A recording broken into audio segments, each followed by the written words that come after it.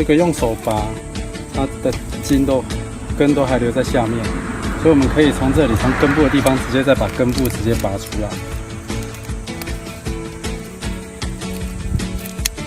然后你们在用的时候，也可以先让它稍微一点潮湿，如果土壤太硬的话，然后找到它的根部的地方，从根部夹出来，它的根就不会断掉。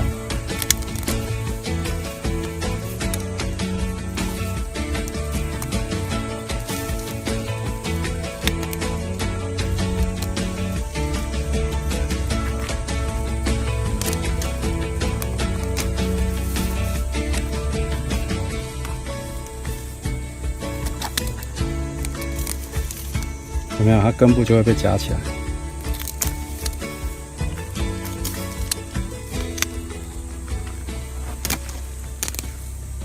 像这样。